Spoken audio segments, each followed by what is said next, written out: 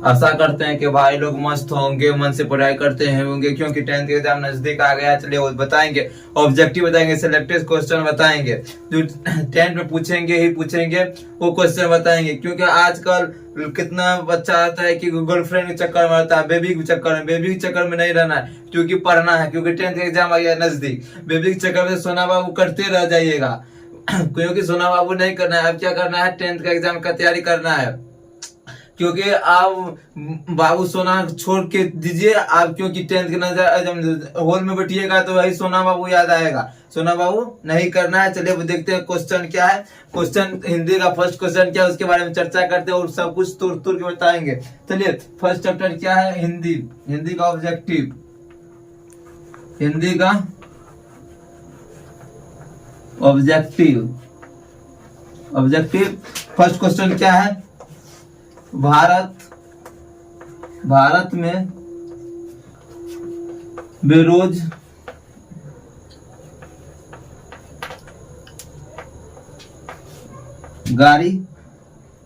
का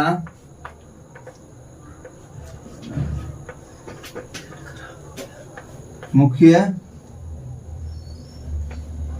कारण है। ऑप्शन ए में है जाति प्रथा, जाति प्रथा।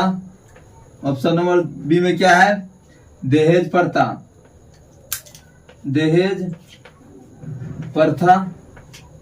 और ऑप्शन सी में क्या है, अत्यंत अशिक्षा, शिक्षा है। उसके बाद डी नंबर में क्या है, भ्रष्टाचार, भ्रष्टाचार। क्या है, क्या कहता है, भारत में बेरोजगारी का मुख्य कारण क्या है। पूछेगा क्वेश्चन, भारत में बेरोजगारी का मुख्य क्या कारण है, क्या है, जाति प्रथा। जाति प्रथा था जो पहले जो अमीर लोग रहते, जो व्यक्ति जो काम करते थे, छोटे जाति जो व्यक्ति थे, जो जैसे कि जो चप्पल सीते हैं, उसके बाद जो नाई जो होता है, जो बाल बनाते हैं अपना लोग का, उसको क्या, उसको वही काम दिया जाता था। क्योंकि वो जो काम करता था वही काम होता था, क्योंकि उसको अधिकार दूसरे काम करने का नहीं था। इसीलिए जैसे अमीर लोग थे तो क्या करते थे, छोटे जाति में भेदभाव करते थे। इसका लेखक कौन है, भीमराव अम्बेडकर। जाति प्रथा का लेखक पूछा कौन है तो बोलिएगा भीमराव अम्बेडकर है। उसके बाद इसमें भाषण कौन लिया था, एनिलेशन ऑफ कास्ट। किस भाषण से ले गया है, एनिलेशन ऑफ कास्ट से लिया गया है जाति प्रथा। चलिए नेक्स्ट क्वेश्चन देखते हैं क्या है।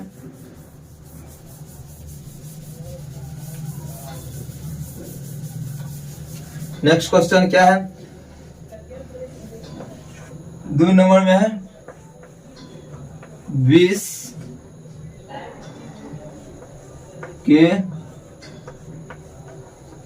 विष के दांत कहानी के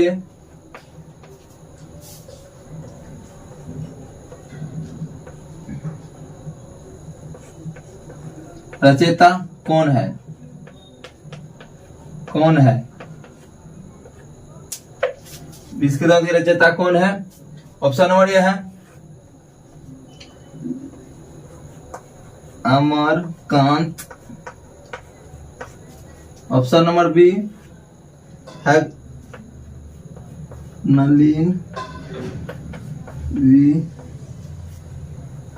विलोचन Sharma. Option number C अत्यंत्र।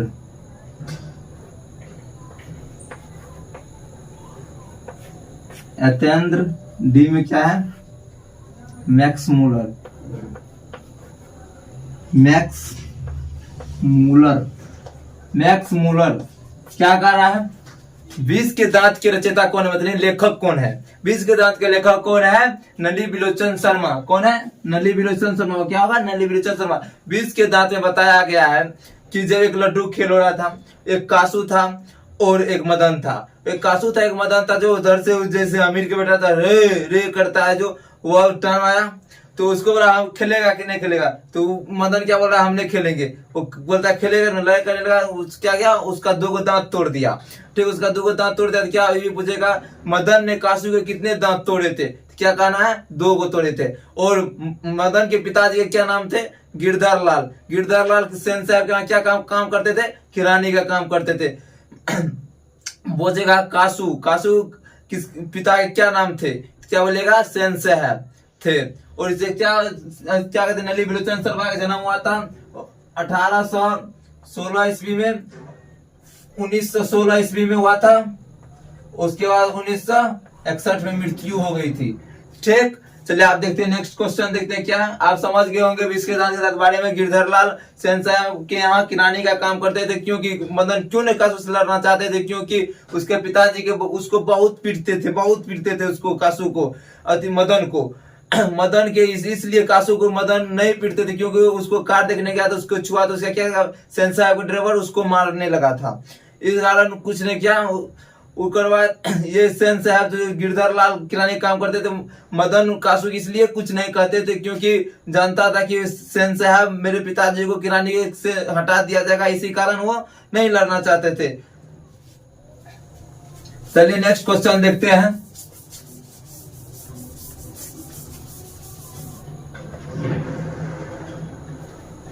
Next question है 3 नंबर।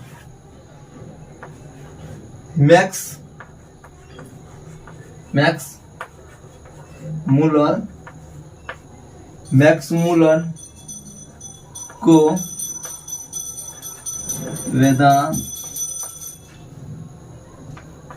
वेदांतियों का भी वेदांती किसने कहा है। ऑप्शन नंबर में क्या है, कहता है मैक्स मूलर को वेदांतियों का वेदांती किसने कहा था, स्वामी विवेकानंद जी ने कहे थे उसको, मैक्स मूलर को वेदांतियों का वेदांत कहा था। चलिए क्वेश्चन लिख दो, ऑप्शन नंबर रहेगा, ऑप्शन नंबर ए इसमें है Ram Krishna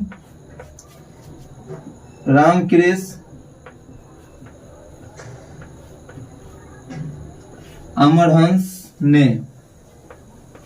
option number B में है रहेगा स्वामी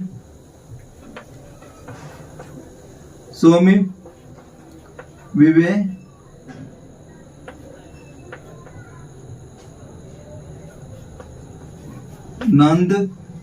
ने। ऑप्शन नंबर सी में रहेगा Mahatma Gandhi. Option number D में रहेगा राजा राम मोहन राय ने। देखिए क्या है, क्या करा क्वेश्चन, मैक्स मूलर को वेदांतियों का वेदांत किसने कहा था, तो मैक्स मूलर को वेदांतियों का वेदांत स्वामी विवेकानंद जी ने कहे थे। क्या होगा ऑप्शन आंसर, क्या होगा, स्वामी विवेकानंद जी ने कहे थे। वेदांतियों का वेदांत किसने, मैक्स मूलर को किसने कहा था, तो वेदांतियों का वेदांत स्वामी विवेकानंद जी ने कहे थे। चलिए नेक्स्ट क्वेश्चन देखते हैं क्या है।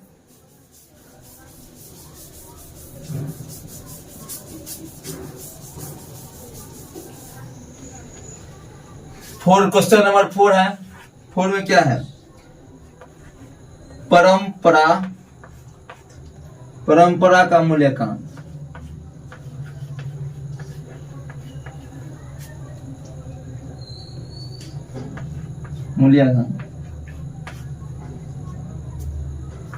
है तो ऑप्शन नंबर ए ले लीजिए। और समय मतलब मूल्यांकन क्या है, इसका कौन चीज है, ये कहानी है कि निबंध है, उसके बारे में इसको जानना है। बी ले लीजिए।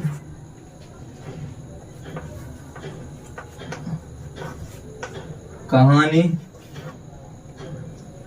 नाटक, ये क्या है? उपन्यास। क्या है? क्या है? परंपरा मूल्यांकन क्या है? एक प्रकार के क्या है? निबंध है। क्या है? यह निबंध है। क्या परंपरा मूल्यांकन क्या है? एक प्रकार की निबंध है। क्या है? निबंध। यह एक प्रकार का क्या है? यह एक प्रकार का निबंध है। एक प्रकार क्या है? निबंध है। चलिए नेक्स्ट क्वेश्चन देखते हैं क्या है। नेक्स्ट क्वेश्चन देखते हैं। नेक्स्ट क्वेश्चन क्या है? उसके बाद चलिए क्या कर रहा है?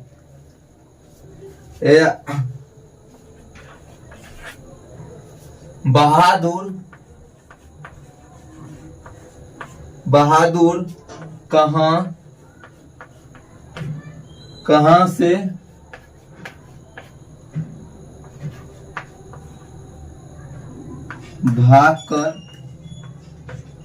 बहादुर कहां से भाग कर आया था? ऑप्शन नंबर ए में है भोपाल से। ऑप्शन नंबर बी में है नेपाल से। ऑप्शन नंबर डी सी में है बंगाल से।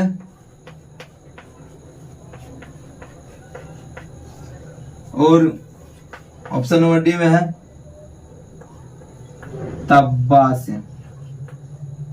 तावत से।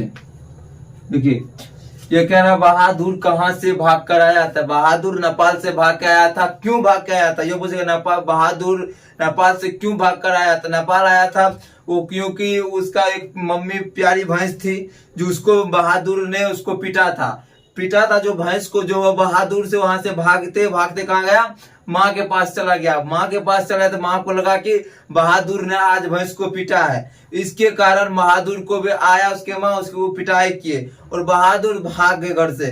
पूछेगा बहादुर घर से कितने रुपया लेके भागे थे? तो बहादुर घर से 2 रुपया लेके भागे थे। और जिसे गया था नेपाल से भाग कर आया था, जो हाँ सेठ के यहाँ जो काम करते थे उसके यहाँ से बहादुर कुछ लेके नहीं भागा था। एक किरानी की मदद से उसको वहां नौकरी मिला था और वह बहुत ईमानदार से करता था। क्या वह चटका हुआ था? उसके बाद वो घर से भाग गया था 2 रुपया लेके। और पूछेगा सेठ के यहाँ से बहादुर क्या लेके भागे थे? देगा तो ऑप्शन में कुछ भी दे सकता है। तो वहां से बहादुर कुछ नहीं भागे थे। बहादुर एक बहुत ईमानदार लड़का था। चलिए इसका ऑप्शन क्या पूछेगा? बहादुर कहां से भाग कर आया था? तो बहादुर पूछना है कहां से भाग गया था। क्या बहादुर भैंस को खूब पीटा उससे भैंस को पीटा। जो भैंस भागते भागते कहां पहुंची? माँ के पास। तो माँ बोली आज चलो उसको सिखाते हैं। क्या माँ भी वहां से आई, बहादुर को खूब पीटा। माँ भी बहादुर क्या, क्योंकि माँ के वो भैंस थे जो बहुत प्यारी थी, मतलब बहादुर से ज्यादा प्यार क्या करता था? भैंस करता था। और बहादुर का पिता कहाँ शहीद हुआ था? तो कहा हुआ था युद्ध में उसका पिताजी मर गए थे। चलिए कहां से भाग आया था बहादुर? नेपाल से। कहां से पूछेगा कहां से भाग आया था? बहादुर नेपाल से भाग कर आया था। उसके बाद देखते हैं नेक्स्ट क्वेश्चन क्या है।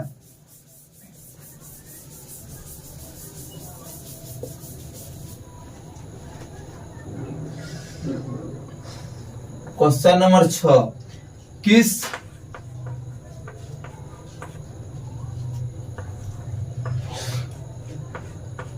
किस देश के लोग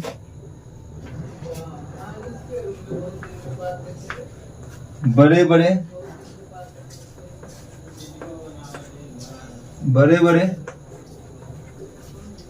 नाक पसंद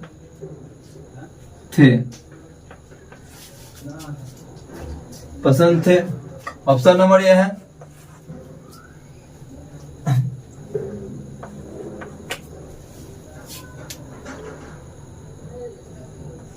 अंग देश।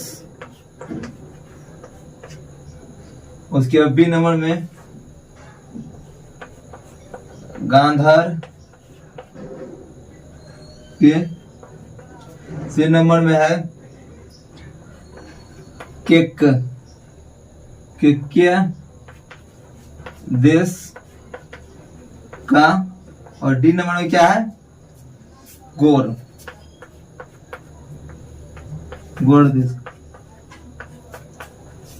मतलब बोलता है किस देश के नागरिक ने आदमी बड़े बड़े नाखून रखना पसंद, हत्ते नाखून रखना पसंद करते हैं। तो बता रहा है कहाँ के लोग पसंद करते हैं, तो गोर देश के लोग क्या करते हैं, गोर देश के लोग बड़े बड़े नाखून पसंद करते हैं। वो हाई रहता नाखून, हाई नाखून रखता है। किसी को लगेगा ससुरा के नोची लेगा, बहुत बड़ा नाखून रखते हैं। कितना बहुत बड़ा रखते हैं। ससुरा देखेगा तो लगेगा चंडाल जैसा लगता है। तो क्या है, गोर देश का क्या करते हैं, बड़े बड़े नाखून रखना पसंद करते हैं। जो अपना लोग रखना नहीं पसंद करते, अपने लोग क्या करते हैं, सीधा क्या करते हैं, काट लेते हैं। चलिए देखते हैं हम नेक्स्ट क्वेश्चन क्या कहते हैं। पूछेगा किस देश के बड़े बड़े नाखून रखना पसंद करते हैं, यानी हत्ते रखना पसंद करते हैं, बहुत बड़ा रखते हैं। वो कहाँ का, गोर देश के नाखून बड़ा रखना पसंद करते हैं। चलिए नेक्स्ट क्वेश्चन क्या है उसको देखते हैं।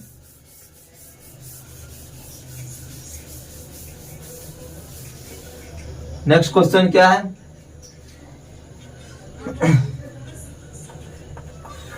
नेक्स्ट क्वेश्चन क्या है, दोहा कोश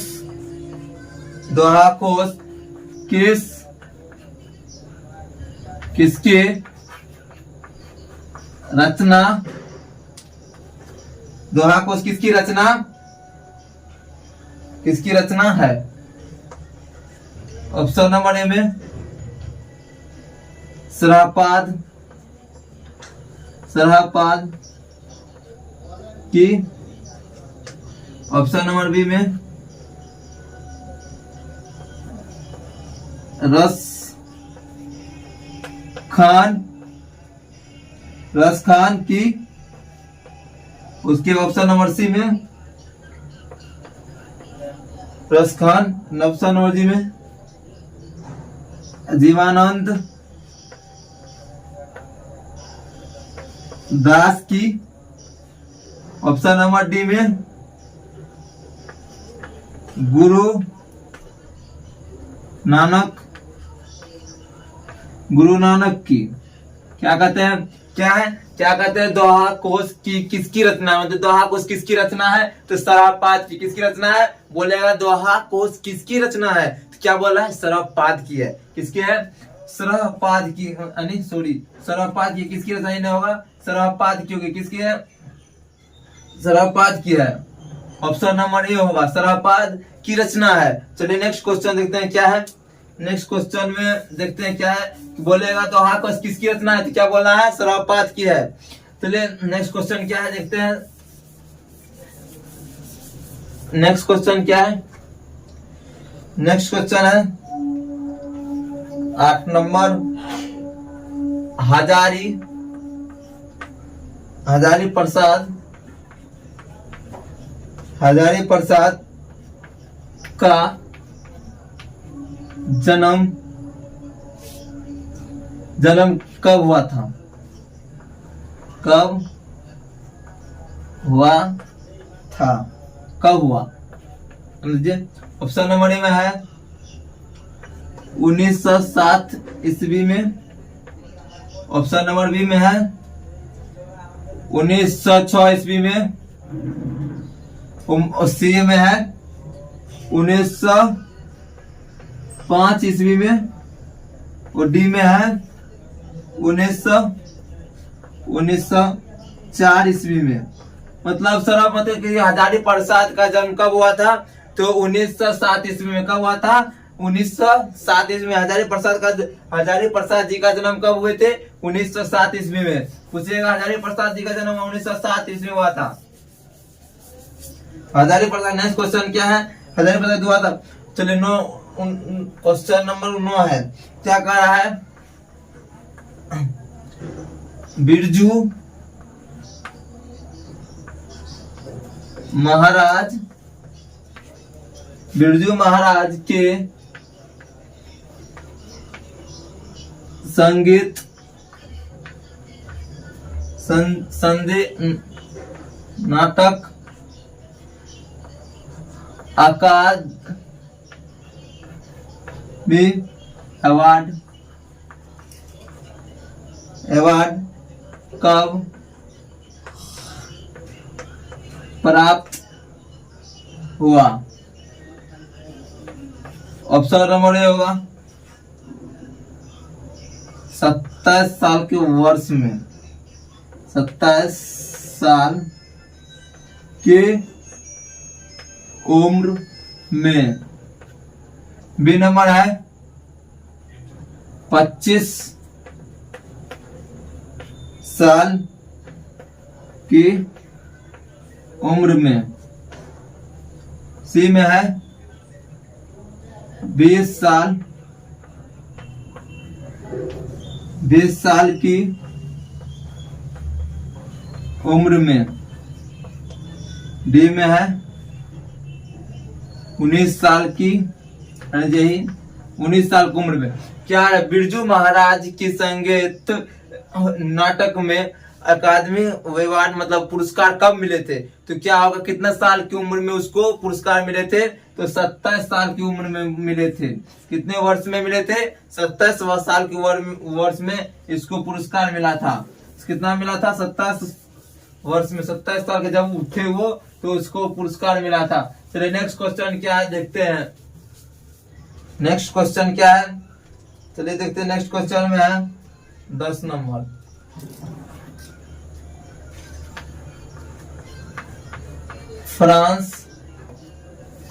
फ्रांस का प्रमुख कला केंद्र कहाँ है? रहा है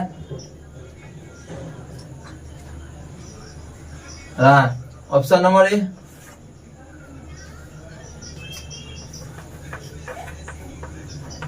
एकल tower. Option number B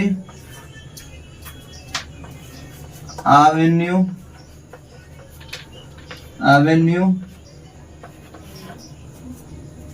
option number A और बी दोनों। ऑप्शन नंबर डी में क्या है? इनमें से कोई नहीं।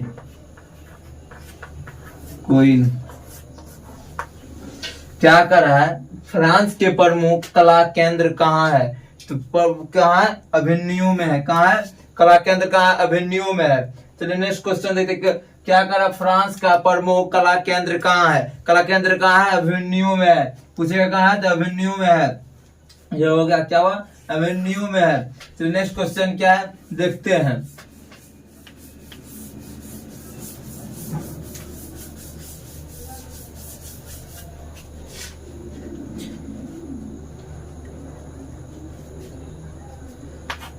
अगरवा क्वेश्चन है महात्मा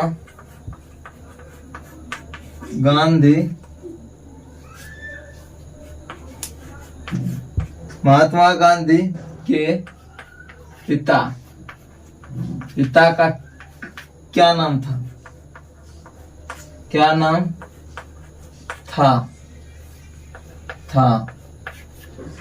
नेक्स्ट क्वेश्चन तो ऑप्शन नंबर ए में रहेगा Karamchand Gandhi.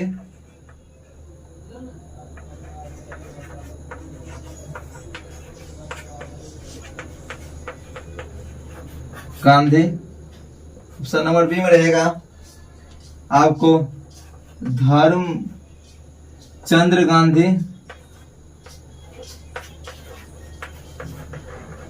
Gandhi. Option number C में रहेगा जय शंकर गांधी। और टी में रहेगा विद्या शंकर गांधी। महात्मा गांधी का क्या है, पिता का क्या नाम है, क्या, करमचंद गांधी। क्या है, करमचंद गांधी। महात्मा गांधी का जन्म कब हुआ था,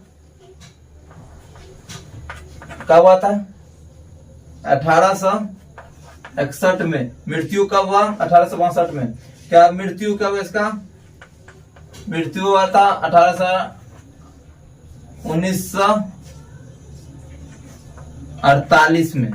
कब हुआ था, 1948 में इसका मृत्यु हो गए थे। चलिए आप आज 11 क्वेश्चन लगते हैं ऑब्जेक्टिव, नेक्स्ट क्लास में मिलते हैं आप लोग। जरूर आप लोग को अच्छा लगा होगा तो जरूर कमेंट कीजिएगा, लाइक कीजिएगा वीडियो को। चलिए मिलते हैं नेक्स्ट क्लास में, थैंक यू।